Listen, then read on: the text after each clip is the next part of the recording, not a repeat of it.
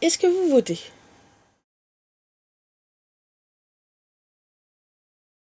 Bah, je voudrais bien, mais je suis, comment dire, j'ai une flemme attitude monstrueuse. Je me suis toujours pas inscrit c'est à la mairie pour pouvoir voter. Comme je suis parti, je suis pas de la région, donc je suis venu là pour, pour mes études et j'ai toujours eu la flemme de me déplacer tôt. J'y pense jamais, j'y pense quand c'est ah merde, c'est vrai, il faut aller voter. Quand c'est Ah trop merde, tard. quand c'est trop tard. Mais D'accord. autrement, je voudrais bien. Mais c'est. Et ça fait combien de temps que t'es la reine? Là, ça fait quoi? Ça fait 4 5 ans. D'accord. Mais alors moi je vote depuis longtemps. Il m'est arrivé de passer mon tour, très rarement.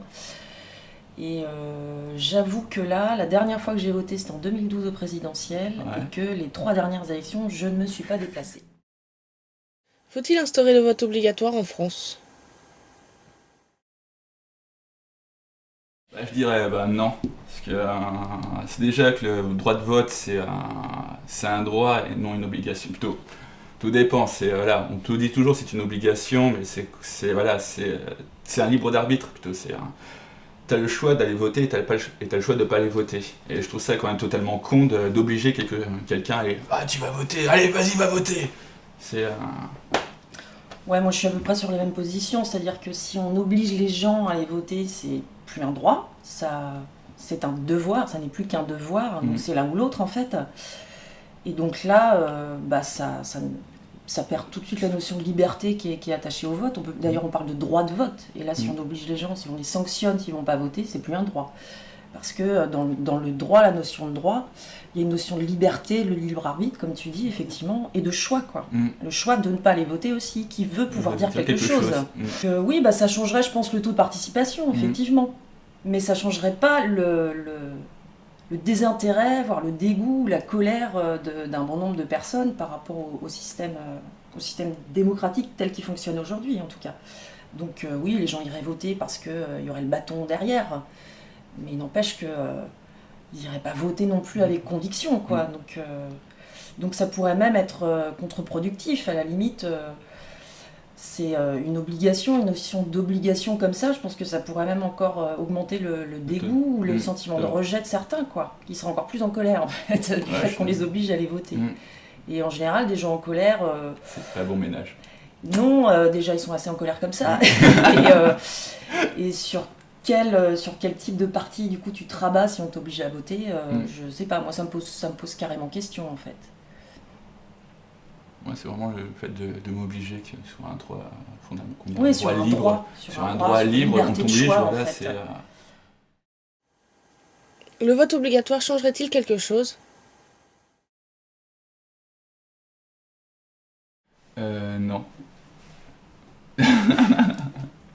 Comment dire? Ouais, non, parce que voilà, ce qu'on a dit, ça sera vraiment une obligation, une démocratie, voilà, t'as le choix, c'est du libre, comment dire, c'est du libre arbitre. Si t'as le choix d'y aller, le choix de pas y aller. Je reprends ma phrase. Et après, voilà, c'est plus une démocratie, c'est un petit peu... non, c'est un peu dur comme mot, mais c'est pas dictature, tu voulais dire. Voilà, une dictature avec les guillemets, c'est un peu excessif, mais voilà, ça a toujours été un droit et je trouve ça totalement con d'obliger à quelque chose comme ça, plutôt. Moi non, enfin je pense comme Flo, pour les raisons qu'on a dites au début, c'est plus un droit, si tu obliges quelqu'un à le faire, c'est plus un droit en fait. Bon alors après quand même, tu te rends compte qu'en Australie et en Belgique par exemple, il y a quand même un fort taux de participation, où là c'est obligatoire. Ils sont à 90% en moyenne sur chaque élection, c'est pas négligeable. Mais il y a aussi des mouvements inverses en Australie. Des gens qui militent pour... Voilà, peut-être aussi, c'est pas vraiment aussi de leur propre choix, parce que tu vas dire, on va t'obliger, merde, je suis obligé d'aller voter, tu regardes pour qui tu vas voter, ah, putain, non, il n'y a aucun qui m'intéresse, et tu vois, ouais, il y a celui-là, j'ai vu, bon, je vais le mettre, ça y est, j'ai voté, je me suis débarrassé, au pif, et ça va, comment dire, totalement changer au niveau de ton opinion si tu allais vraiment de toi-même. Tu vas de toi-même, tu sais pour qui tu vas aller voter, ah, il est là, tandis que t'es obligé, putain, voilà, j'y vais, bon. Soit tu le fais à piquer les grammes, tu penses celui-là, ouais, ça va, tu vas voter, c'est bon, j'ai fait mon boulot, je rentre chez moi, quoi. Les bulletins blancs devraient-ils être pris en compte? Oui. Oui. Oui. Est-ce que voilà, tu trouves pas de parti qui t'intéresse, t'as le vote blanc, hop, t'as quand même été voté, t'as montré que ton point de vue, même si c'est blanc, t'as quand même montré ton point de vue. Et ça, je voudrais que ça soit pris en compte quand même pour tout ce qui est dans le débat politique et Et au niveau des partis, je pense qu'il y a certains partis que ça leur poserait, comment dire, ça leur ferait réfléchir. Au lieu de prendre, parce que là pour le moment le vote blanc il n'est pas considéré comme un vote, donc tu vas être, voilà, et à partir de là il y a certains partis politiques que je ne nommerai pas, qui servent de ça après pour augmenter leur population et pour se faire de la com et de la pub qu'il faudrait pas. Bon, ça c'est un autre débat. Alors en fait, ouais, le vote blanc, c'est quand même, à mon avis, il y a un nœud là. Il y a quand même un groupe l'année dernière, en 2012, un groupe de l'UDI justement qui a à l'Assemblée nationale en fait, qui a lancé un projet, qui voulait faire un projet de loi sur le fait de comptabiliser le vote blanc dans les suffrages exprimés, parce que jusqu'à présent, il l'est pas en fait. Donc c'est passé évidemment Sénat, gna gna, machin bidule. Au bout du compte, ça s'est réduit comme peau de chagrin, comme souvent. Donc tout ce qu'ils ont réussi à obtenir, c'est désormais on ne comptera plus les votes blancs et nuls en même temps. On va faire d'un côté les votes nuls, d'un côté les votes blancs. Mais les votes blancs sont toujours pas considérés comme des suffrages exprimés en fait. Donc du coup, d'une certaine façon, c'est comme si tu considères les votes blancs comme des abstentionnistes en fait. C'est comme si les gens ne s'étaient pas prononcés, voilà. Pourtant, ils sont... Du coup, c'est moi effectivement, si le vote blanc était compté dans les suffrages exprimés, je pense que je me déplacerais beaucoup plus systématiquement. Là, ça aurait quand même une autre valeur le vote blanc. Et puis alors, c'est quand même, ce qui est intéressant à propos de l'abstention aussi, c'est que bon là, c'est le premier parti de France, hein, c'est l'abstentionnisme en fait. Les dernières élections départementales, c'était 50% d'abstention, c'est énorme en fait. C'est juste démesuré quoi. Et alors là, t'as une espèce de fantasme aussi sur les abstentionnistes, quoi. Chaque parti qui se dit, il faut aller récupérer ces abstentionnistes, là, enfin voilà, ils sont pour nous, c'est des gens qui n'ont pas voté pour nous, s'ils se déplacent, on va faire des meilleurs scores. A contrario, t'as un certain nombre de personnes qui pensent, et à mon avis à tort, que les électeurs du FN, on va parler du FN, les électeurs du FN, ils se déplacent, ils vont voter. Je sais pas d'où ça vient, ça on peut pas le savoir en fait. Rien n'est moins sûr. À mon avis, c'est pareil, c'est une légende. Rien ne nous dit que dans les abstentionnistes, il n'y a pas aussi potentiellement beaucoup d'électeurs du FN en fait. Alors il y a un sondage qui a été fait par l'IFOP il n'y a pas longtemps pour Valeurs Actuelles. Alors avec toutes les réserves que j'ai pour Valeurs Actuelles, pour ne pas dire autre chose que des réserves, mais bon, l'IFOP ça reste un institut de sondage à peu près sérieux. Aux européennes en fait, ils ont fait un sondage sur un échantillon de la population représentative, de la population française j'espère, et donc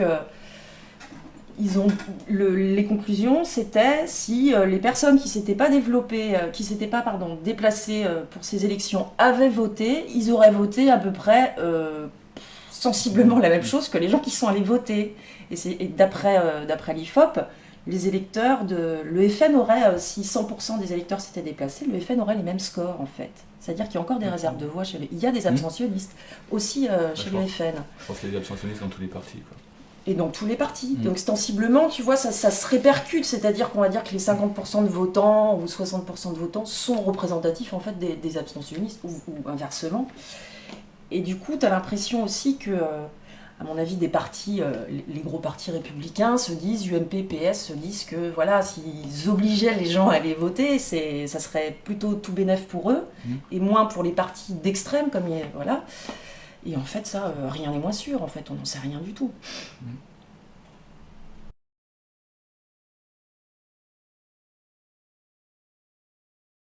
Les gens s'intéresseraient-ils plus à la politique s'ils sont obligés de voter ?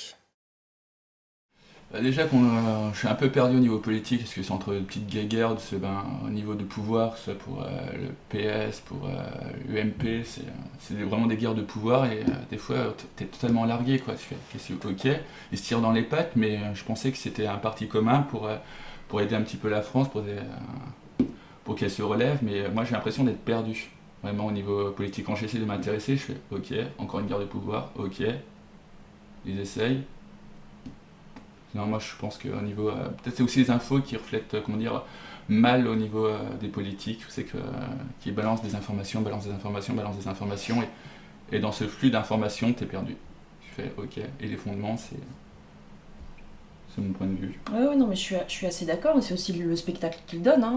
Effectivement, tu vois, à chaque soir d'élection, les débats assez consternants quand même, les débats... Les débats politiques, ça gueule plus haut il faut gueuler plus haut que l'autre, et là, ils répondent jamais aux questions. C'est les incantations, il faut qu'on explique mieux, parce qu'on est un peu débile, on n'a pas compris, c'est un défaut de pédagogie, voilà, toutes ces conneries qui reviennent chaque soir de résultats d'élection. C'est le spectacle qu'il donne, et c'est vrai que ce qui transparaît, c'est plus ces enjeux de pouvoir et ces enjeux personnels et de parti. C'est ça, là. C'est stratégie qui est mise en place, c'est la façon dont ils vont se dégommer les uns des autres. C'est surtout ça qui transparaît, à mon avis, c'est surtout ça que les gens voient, plus que les fondements et vraiment la philosophie de leur parti et qu'est-ce qu'ils proposent au pays, là où ils veulent venir. Enfin, c'est ça surtout qui transparaît. Ouais, c'est donc la philosophie, le mettre sur le côté, c'est vraiment juste qui va avoir le siège du président pour être bien. Alors, est-ce que maintenant, pour répondre à ta question, peut-être que si les gens, et je suis pas sûre, si les gens étaient obligés d'aller voter, comme dit Flo, voilà, je sais pas, c'est quelqu'un qui s'intéresse pas à la politique, qui ne se sent pas concerné par ça. Je pense qu'il n'y a pas d'éducation politique aussi. C'est aussi tout un parcours qui fait que les gens ne vont pas voter, c'est pas par hasard. Mais alors est-ce que, tout ça c'est une question de génération, d'éducation, d'éducation surtout, et donc les gens qui s'intéressent pas à la politique et qui se sentent pas d'aller voter parce que ou ils comprennent rien, ils se sentent pas légitimes de s'y intéresser parce qu'ils comprennent rien et que on laisse ça à d'autres qui ont envie d'essayer de comprendre, effectivement ils sont un peu dégoûtés du spectacle qu'on leur propose. Je doute que ce soit parce qu'on les oblige à aller voter qu'ils vont vraiment s'intéresser au truc, quoi. C'est pas dans la contrainte, je suis pas sûre que ce soit dans cette contrainte-là que tu vas vraiment t'intéresser, te poser des questions de fond, quoi. Je pense au contraire, ça ferait l'effet inverse. Moi je pense que ça peut carrément les fâcher encore plus, quoi. C'est pas ça qui va les faire sentir plus légitimes ou plus intéressés. Franchement, je pense pas. C'est un micro-pansement sur... C'est pas juste une crise civique, l'abstention. C'est pas juste un défaut de démocratie. En fait, c'est pas ça, je pense. C'est pas... On est juste blasé, tu penses ? Ouais, ça va même au-delà de ça. Je pense que ça reflète pas seulement une crise civique, ça reflète une crise sociale beaucoup plus profonde, quoi. À mon avis, ça reflète des mots et des incertitudes et des questionnements beaucoup plus profonds que juste j'ai pas envie d'aller voter, quoi. Donc on va vous obliger à aller voter si vous voulez, quoi. Mais je pense que c'est pas sûr que ça va changer beaucoup de choses, quoi. Ça changera pas les vrais. Ça, c'est un symptôme, quoi.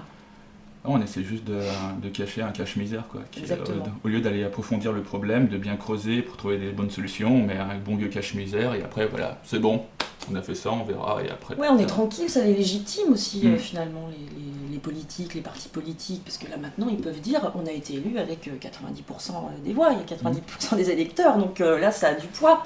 Ça les légitime encore plus dans leur positionnement. Là, ça les emmerde, quand même, qui sont élus avec 50% des électeurs, c'est pas terrible, quoi. Pas bon pour leur Donc du coup, effectivement, obliger les gens à aller voter, mais ça les dispense de nous proposer quelque chose de fond, quoi. Voilà. Ça les dispense de faire leur travail d'élus, de ce pourquoi ils ont été élus. Donc c'est pratique, c'est quelque chose de très pratique pour eux. C'est vrai que c'est tellement plus simple de faire ça que de s'employer sur un autre chantier, quoi. Un chantier sur plan social qui est beaucoup plus long et beaucoup plus complexe. Et pour finir, le vote, droit ou devoir ? C'est un devoir moral, oui, sans doute. D'une certaine façon, tu vois par exemple ce qui s'est passé en 2002. Donc 2002, on sait ce qui s'est passé en 2002, SNIF. Voilà, j'ai toujours du mal à avaler la pastille, mais... Bon, après, il y a eu beaucoup de manifestations. Il y a eu un très fort taux il y a eu un fort taux d'abstention, surtout au premier tour. Le premier tour et après le deuxième tour, ça dire, fait... franchement, là, plus que jamais, c'était inintéressant. Je me souviens du débat Jospin-Chirac, mais je dormais, quoi. Je suis pas étonnée qu'il y ait eu un tel taux d'abstention. En fait, il y avait quelqu'un de droite et quelqu'un de centre-droit, voilà, qui faisait débat, et moi je me suis pas du tout sentie concernée, effectivement. Je suis allée voter, mais ni pour l'un ni pour l'autre. Et il y en a plein qui sont pas allés voter, et alors là, ça a joué. Là, ce qui a joué aussi, c'est les sondages. Ça fausse un peu la donne quand même. De toute façon, on sait bien, on va voir Chirac et Jospin, donc c'est pas la peine de se déplacer. C'est écrit. On s'attendait au résultat du premier tour. Ce qui est intéressant, c'est qu'effectivement, les gens se rendent compte que c'est pas les sondages qui font les résultats.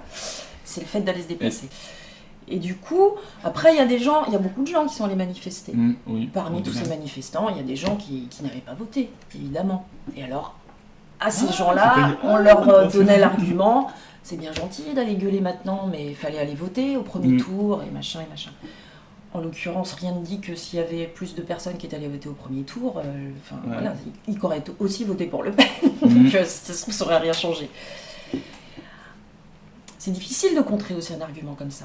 C'est vrai que tu peux très bien dire, effectivement, je ne me suis pas déplacée, j'ai une petite part de responsabilité dans le fait que Le Pen soit au deuxième tour. Donc maintenant, tu fais, bon, je sors le doigt du cul et je vais faire coup, barrière au FN. Voilà, donc ton vote se résume à ça. Faire barrière au FN. C'est comme si on disait, si le FN passe, c'est ta faute, mauvais électeur, abstentionniste, si le FN passe. Oui, sans doute, j'ai une partie de responsabilité, je ne suis pas allée voter. Mais merde, la vraie faute, ceux qui portent cette responsabilité-là, c'est pas moi qui vais pas voter, quoi. C'est neuneux, là, depuis des années, qui sont incapables de proposer autre chose et qui ont une grande part de responsabilité dans le fait que le FN en soit là aujourd'hui. Donc, moi, j'ai pas non plus envie voilà, qu'on me dise tu vas voter parce que sinon le FN va passer. Donc, on est réduit à ça, en fait, notre droit. Enfin, le vote, il est là. Et j'ai peur pour que les prochaines présidentielles, ce soit pareil. Et voilà, moi, ça me pose question, quoi. Moi, ça me pose question. J'ai pas envie d'être prise là-dedans. J'ai encore envie que mon vote, il ait une signification symbolique, voilà, sur Donc, c'est le droit de voter et le devoir pour exprimer ta voix. Le devoir, on a le devoir de faire barrage au Front National. Maintenant, c'est ça. En gros, c'est ça. Et on a donc, du coup, on a à peine le droit de ne pas aller voter. On a à peine le droit de voter pour un candidat au premier tour. Parce qu'on dit aussi, si tu votes... On va se retrouver comme ça en 2012, en 2017. C'est-à-dire que si, dès le premier tour, on va dire, si les voix se dispersent dans les petits partis, ça va profiter au FN, parce que le candidat du PS, voilà, c'est lui qui va être chaud bouillant, en fait. Donc du coup, dès le premier tour, tu vas te poser la question de savoir est-ce que ça serait pas mieux de voter PS pour être sûr qu'au moins, il n'y ait pas Marine Le Pen qui soit qualifiée au premier tour, quoi. Donc voilà, en gros c'est ça. C'est ça le vote. Voilà, moi je préfère pas le voter, quoi. Ça n'a plus de répercussions, ça a enlevé toute l'essence que c'était, le droit de vote. Et non, je ne me sentirais pas la responsabilité, moi toute seule et tous les abstentionnistes, si Marine Le Pen passe au deuxième tour. Ça ne sera pas de notre faute à nous, quoi. Voilà, c'est clair. La vraie faute morale, elle est ailleurs. C'est évident. Donc voilà, le vote blanc. Le vote blanc est un droit et un devoir. Le vote blanc compté comme un suffrage exprimé. Ouais, et je pense que là, ça changerait beaucoup de choses. Voilà. Ça changerait la donne. Ça, d'accord. Avant d'obliger les gens à aller voter, la première des choses à faire, c'est d'abord le vote blanc qui soit comptabilisé comme suffrage exprimé. Là, on en reparlera après d'aller faire... L'obligation de voter, on en reparlera. C'est vrai que l'importance du vote blanc est capitale.